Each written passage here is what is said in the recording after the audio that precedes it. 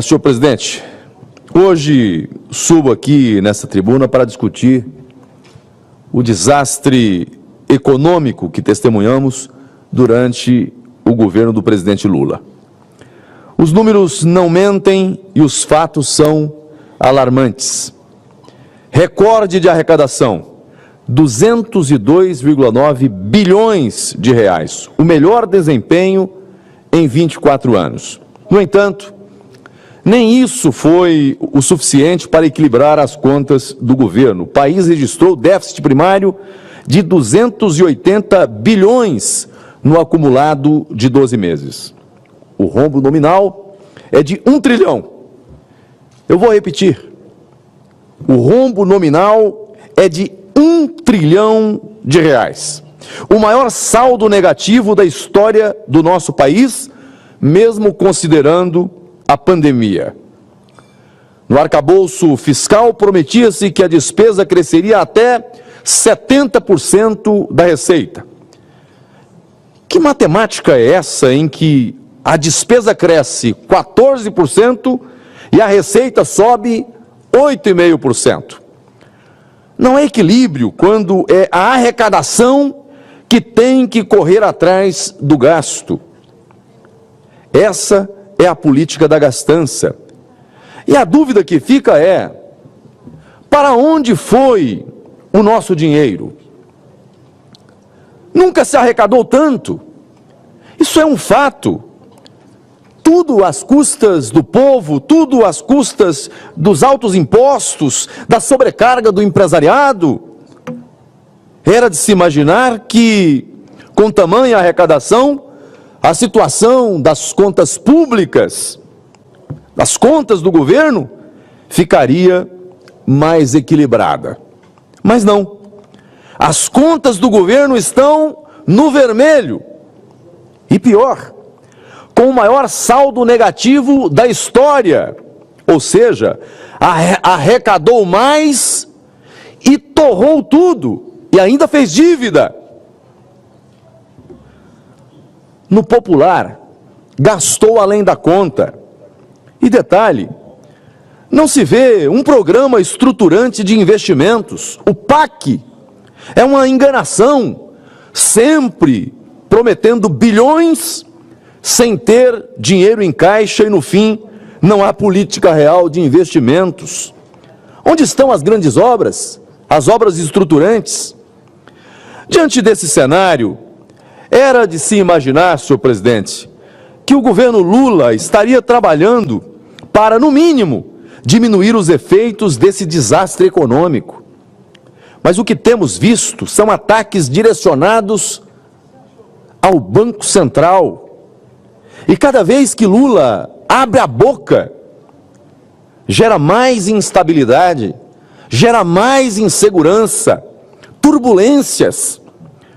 Nos últimos dias, disparada do dólar, que chegou a 5,65, maior valor nominal desde janeiro de 2022.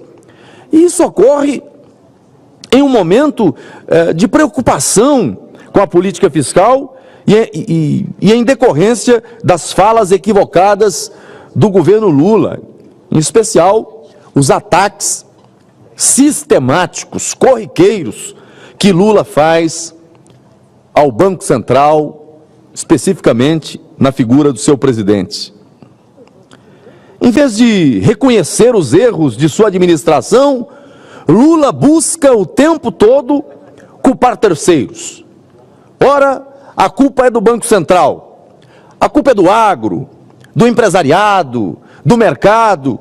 Todos são culpados pelo desastre econômico, menos a gestão petista, menos a gestão lulopetista, menos o seu governo. Quando vejo os analistas criticando Lula, porque disse algo que Lula não deveria ter dito isso, Lula falou e houve turbulência no mercado, e aí outra hora projeta-se gráficos para justificar o injustificável. Não, olha, quando Lula começa a falar, o dólar já estava numa escalada de crescimento, mas mesmo assim Lula não deveria ter dito isso. Eu queria discordar. Na verdade, Eu vejo hoje um Lula que não consegue enganar tanto como enganava antes. Falava uma coisa e fazia outra. O que ele fala agora é exatamente aquilo que ele pensa. Lula não está errando na retórica. Lula está expressando, verbalizando, colocando para fora aquilo que ele sempre pensou. E por isso, o desastre está levando o Brasil para o buraco de novo. Não é a idade, não é o novo momento, não.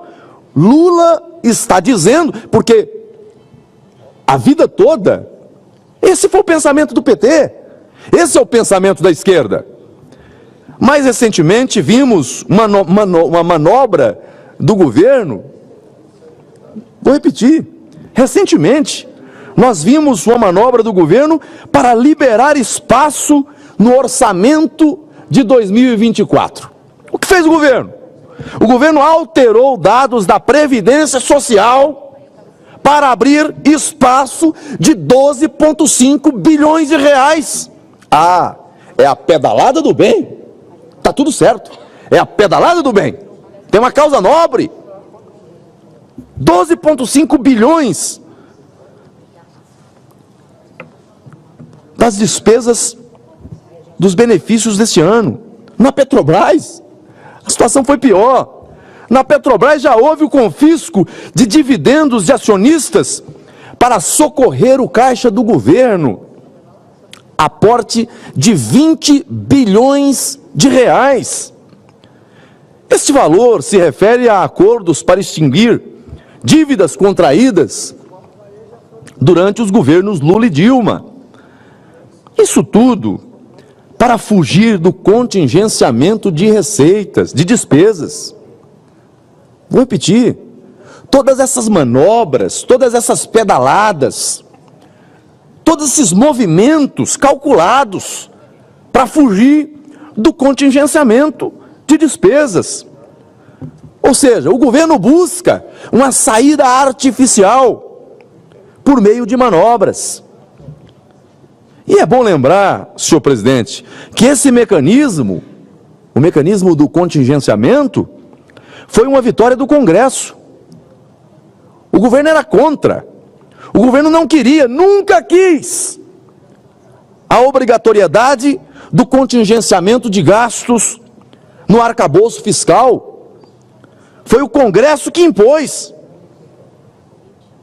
E agora o governo pedala para contornar, para driblar também o contingenciamento, que foi uma das salvaguardas do arcabouço fiscal. E o que temos agora?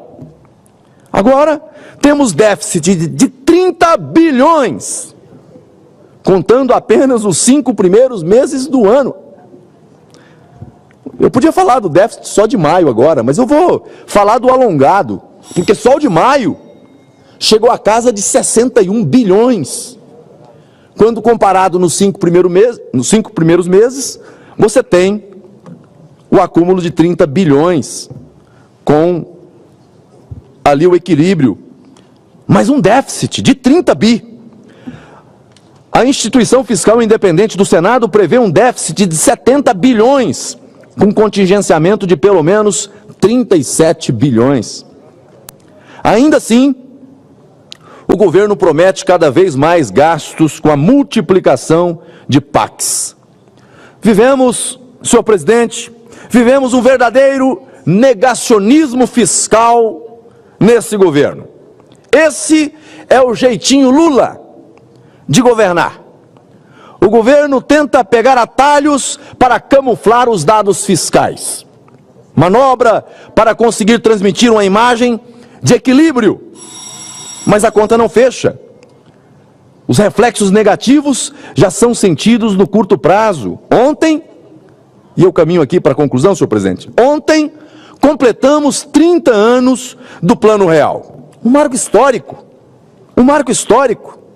Vencemos a inflação, estabilizamos a moeda.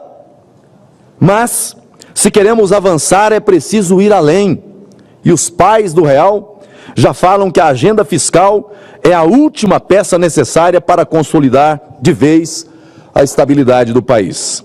É preciso, portanto, rever gastos, diminuir o peso da máquina pública, diminuir o custo Brasil. Não há outro caminho. Para concluir, estamos diante de uma gestão que gasta demais e gasta mal. Imagine uma família que ganha R$ 1.000 ao mês, mas tem